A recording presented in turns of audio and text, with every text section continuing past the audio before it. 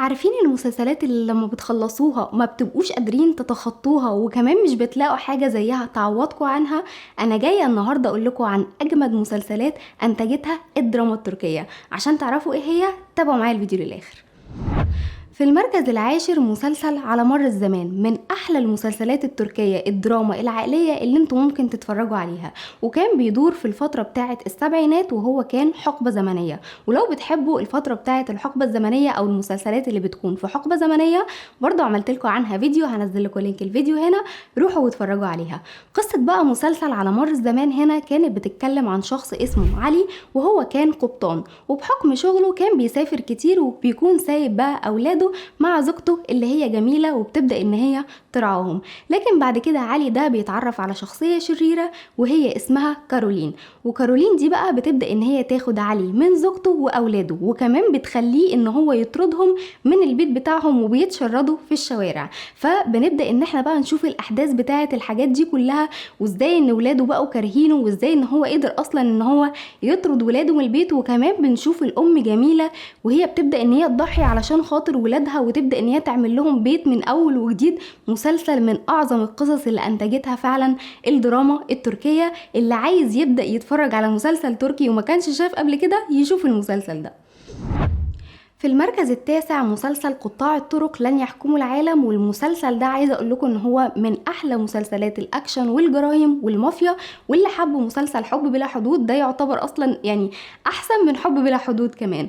قصه المسلسل هنا بتتكلم عن شخص اسمه خضر شاكر، والشخص ده بيكون شخصيه غنيه، وكمان بيتكلم عن حبه لشخصيه اسمها مريم، ومريم دي بتكون مراته. لكن بيكون في شخصيه تانية في الموضوع اسمها نازلي، ونازلي دي بتكون عشيقته. وبنبدا بقى نشوف المشاكل ما بين العشيقة والزوجة، وكمان المشاكل ما بين زعماء الطاولة اللي بيكون رئيسها خضر ده. فبيحصل حوارات كتير جدا واحداث سياسية وجرايم ومافيا، وكمان الدولة بتحاول ان هي تتصدى لكل الجرايم بتاعتهم دي وتبدأ ان هي تقبض عليهم. المسلسل ده كل حلقاته هتستمتعوا فيه حلقة بحلقة، مش هتحسوا بأي ملل وانتوا بتتابعوه. ولو بتحبوا مسلسلات الأكشن برضو كنت عملت لكم 3 فيديوهات عن فئة الأكشن، هنزل لكم برضو لينك الفيديوهات هنا، روحوا واتفرجوا عليها. تامن مسلسل القضاء، والمسلسل ده من اجمل المسلسلات البوليسيه اللي فيها جرائم، اللي بتخلينا واحنا بنتفرج اصلا على المسلسل ده عمالين نفكر هو مين القاتل، طب نحل معاهم لغز القضيه دي، طب ازاي ده حصل كده، ويطلع القاتل حد تاني مش متوقع خالص غير اللي احنا فكرنا فيه. ففي العاب عقل كتير جدا في المسلسل ده، فبرشحه لكم وبقوه ان انتوا لو ما شفتوش اي مسلسل تبداوا تتفرجوا عليه.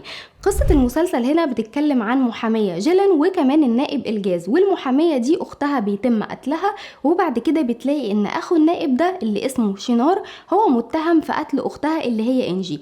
بعد كده بتبدأ ان هما الاتنين يتحدوا مع بعض علشان يتوصلوا للقاتل الحقيقي، لان شينار ده ما بيكونش القاتل. وبصراحة فكرنا في كل الناس اللي حوالينا ان هما ممكن يكونوا القتلة، لكن الشخص اللي طلع قاتل فعلا انجي ما كانش متوقع خالص. وبعد كده اثناء بقى بحثهم عن القاتل الحقيقي ده بتبدا ان هي تحصل ما بينهم قصه حب حلوه جدا. المسلسل بجد مش هتملوا منه، من احلى المسلسلات التركيه.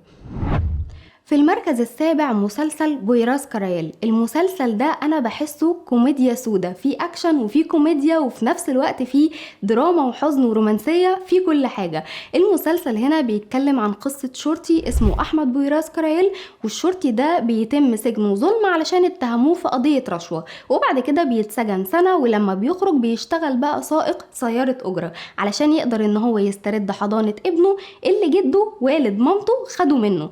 بعد كده بيجيله بقى رئيسه في الشغل القديم اللي هو بيكون اسمه ممتاز، وبيعرض عليه شغل ان هو يدخل وسط مافيا بيرقصها شخص اسمه بحري أمان، ويدخل بقى وسط المافيا دي ويجيب له اخبار عنها، بحكم ان هو كده كده شرطي مطرود يعني، فمش هيتشك في امره يعني، وان هو كده هيكون ناقم على الشرطة. ففعلا بيدخل بقى وسط العصابة دي، لكن بتحصل المفاجأة ان هو بيحب بنت رئيس العصابة دي اللي اسمها عائشة جول، وكمان بيحب الجو بتاع العصابة دي وبيدخل وسطهم، وبيكون بيكون ضمن المافيا بشكل حقيقي، مش ان هو بس مجرد ان هو بينقل اخبار. فالمسلسل ده كان حلو جدا، ولكن كان من النهايات الحزينة جدا. واللي بيحب المسلسلات بتاعه النهاية الحزينة برضو كنت عملت لكم عنها فيديو، هنزل لكم لينك الفيديو هنا اتفرجوا عليه. مش بقول لكم عامله لكم فيديوهات عن النهاية الحزينة، عن الاكشن، عن التاريخي، عن كل الفئات اللي انتم ممكن تحبوها في المسلسلات التركية. هتقولوا لي لحد دلوقتي بقى لسه ما عملتوش اشتراك في القناة ليه، ولا فعلتوا زرار الجرس، ولا حتى عملتوا لايك للفيديو ده؟ اعملوا كل الكلام ده يا جماعة ببلاش، لكن بيشجعني جدا. في المركز السادس مسلسل إذل. المسلسل ده بيتكلم عن خيانة الأصدقاء والانتقام، ومسلسل أحداثه حلوة جدا. بيتكلم عن 4 أصدقاء كانوا أصدقاء مقربين، وهم جنكيز وعلي وعمر وعائشة. ال4 دول كانوا عايشين في حي فقير، وبعد كده في يوم من الأيام جنكيز ده بيعرض على والد عائشة اللي هو سردار إن هم يسرقوا كازينو كان هو شغال فيه، ويرموا التهمة بتاعة السرقة دي على عمر. لكن أثناء بقى سرقتهم للكازينو ده بيحصل إن علي بيقتل حارس الكازينو بالغلط، فكل الجريمة بيحملوها لعمر، وعائشة كمان اللي كانت بتحبه بتشهد ضده في المحكمة. وبالفعل بيتسجن، وبعد كده لما بيتسجن بيقابل بقى شخص اسمه الخال رامز، والخال رامز ده بيدعمه وبيحبه جدا. وبعد فترة بيحصل حريق في السجن، فبيقدر عمر ده ان هو يهرب، وبعد كده بيعمل عملية تجميل وبيغير في شكله، وكمان بيغير في اسمه وبيكون اسمه إذل بدل عمر. بعد كده بقى بيروح لاصحابه اللي هم خلوه يدخل السجن ده ظلم وان هو ما عملش حاجة، ويبدأ بقى ان هو ينتقم منهم. فبنبدأ نشوف الشخصية اللي بتتغير من شخصية طيبة جدا لشخصية جاية تنتقم من اصحابها اللي غدروا بيها. مسلسل من احلى المسلسلات.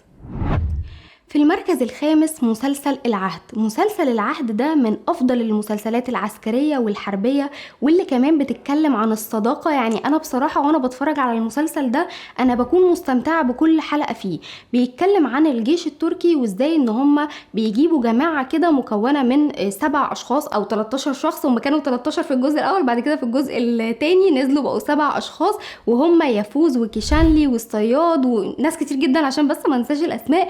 المهم بتبدأ ان انتوا تشوفوا الترابط ما بين الشخصيات دي، وقد ايه ان هم بيحبوا بعض وبيدعموا بعض، وبيواجهوا بقى الهجمات الارهابية اللي هي بتكون ضد بلدهم، وبيضحوا بكل حاجة علشان خاطر بلدهم. في وسط ده كمان في مشاعر حلوة جدا ورومانسية ما بين يفوز وبهار، وما بين كمان فتحي وإلهام. مشاعر حلوة جدا. يعني المسلسل هتلاقوا فيه حاجات رومانسية، هتلاقوا فيه حاجات اكشن، هتلاقوا فيه حاجات درامية، هتلاقوا كل حاجة في المسلسل ده. وفعلا لما تخلصوا المسلسل ده هتبقوا قاعدين زعلانين كده، واللي هو مش لاقي حاجة تانية تعوضني مكان المسلسل ده. فعلا المسلسل ده يتقال عليه الجملة دي من كتر ما هو كان حلو وأثر فينا كل شخصية في المسلسل ده.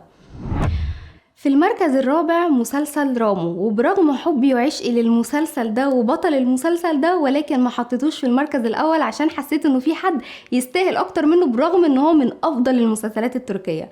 المسلسل ده بيتكلم عن شخص اسمه رمضان كايا، والده بيتقتل قدامه وهو صغير عشان راح يطالب بالاجرة اليومية بتاعته. بعد كده لما بيكبر بيروح بقى علشان ينتقم من الناس اللي قتلوا والده دول، وبيدخل وسطهم كحارس ليهم. لكن بيحب بنت الراجل اللي قتل والده واللي بيكون اسمها سيبال. لكن بعد كده برغم حبه للبنت دي بيقتل والدها، وبيحصل ما بينهم مشاكل كتير جدا، لكن بيقدروا ان هم يتخطوها. المسلسل ده هتلاقوا فيه خطط وذكاء ودهاء فظيع. انا مع كل حلقة وكل قفلة حلقة كنت ببقى قاعدة شايلة هم رامو ايه اللي هيحصل فيه، ولا هم عملوا فيه ايه. يجي بعد كده الحلقة اللي بعدها يخرب بيتك، معقولة انت مفكر كده؟ بجد مسلسل هتستمتعوا بكل حلقة فيه. عيبه الوحيد المسلسل ده ان هو بيخلص، انا مكنش عايزاه يخلص بصراحة. في المركز الثالث مسلسل الحفرة. مسلسل الحفرة اللي بدأ في 2017 ولحد دلوقتي الناس بتقول ان احنا مش قادرين نخرج من الحفرة بعد ما دخلنا فيها. قصة المسلسل هنا هي بس مش قايمة على انه في مافيا واكشن وكلام من ده، لكن لا، كنا بنشوف في ترابط ما بين الحي اللي هو حي الحفرة ده، والترابط ده بيكون من غير مصلحة. فقصة الحفرة هنا بتتكلم عن حي اسمه الحفرة. الحي ده كان بيرقصه شخص اسمه إدريس كشوفالي، وكمان بيكون معاه ابنائه اللي هم يماش وصالح وكمان جمالي وسليم.